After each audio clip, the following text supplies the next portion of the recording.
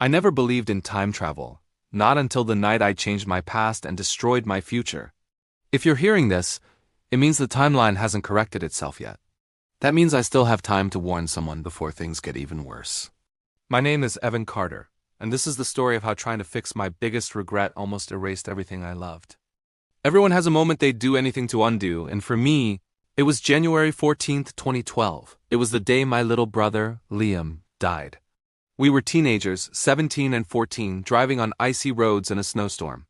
He begged me to take him to his friend's house, and I said yes when I shouldn't have.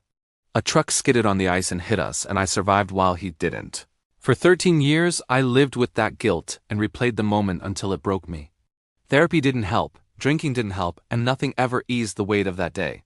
Then last November, something impossible happened. I was working late at the university lab as a maintenance tech, not a scientist. My job was just fixing wires and cleaning equipment, nothing special. But that night, I found something strange in Lab 3B.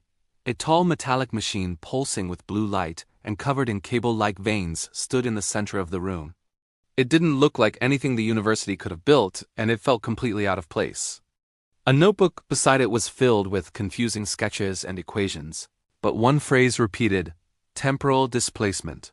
A countdown suddenly flashed on the machine like it was starting by itself. I should have walked away, but all I thought was, I can fix it.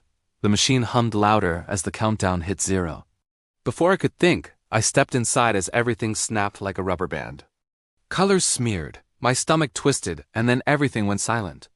Suddenly, I was standing in my old neighborhood with snow falling around me. The streetlight buzzed the same way it used to, and the sidewalk cracks were exactly how I remembered.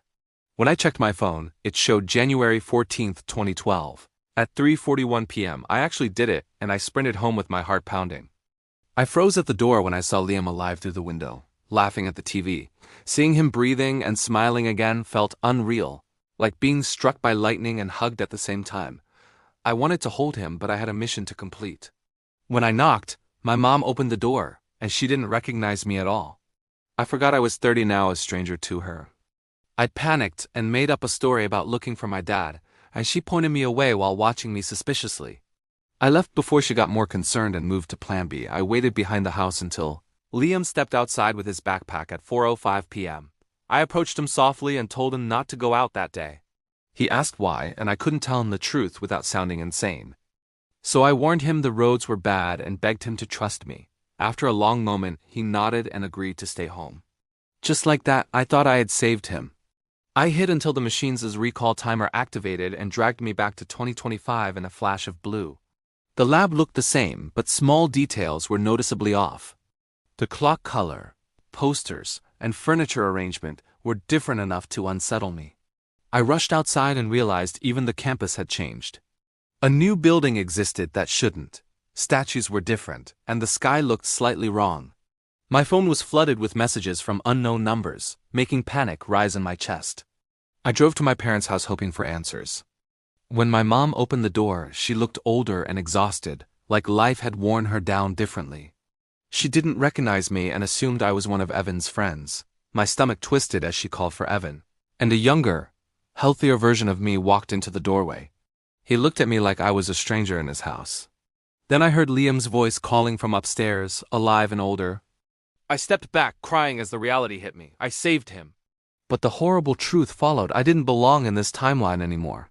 Here, the real Evan was this confident version of me, not the broken one I had become. I was a glitch, an outsider, a mistake in the new reality. I ran before they questioned anything else about me. When I reached my apartment, it didn't match my memories at all. Different furniture, different photos, and even my name was gone from the lease. My key didn't work, and I realized it wasn't my life anymore.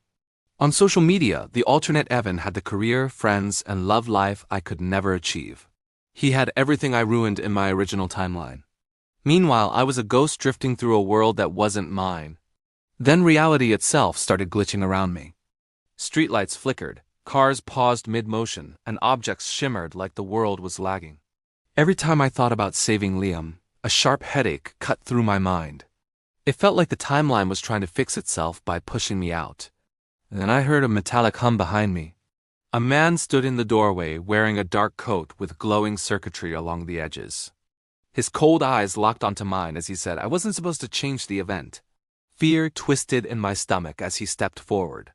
He told me he was from the original timeline and everything was collapsing because of me. I insisted I had saved my brother, but he shook his head. He said I created a paradox that would destroy every version of me and Liam. When I asked what he wanted, he raised a small device like the machine in the lab. He said I had one day to fix what I broke before the timeline erased the anomaly. My voice shook as I asked who the anomaly was. He stared at me with quiet pity and answered, "You. That was 3 hours ago, and I still don't know what comes next. If undoing this means losing Liam again, I don't know if I can do it. But one thing is certain, changing your past won't save you. It only makes everything worse. If I disappear, at least someone will know why. And if you ever find a machine like the one I did, don't use it. Some regrets aren't meant to be fixed.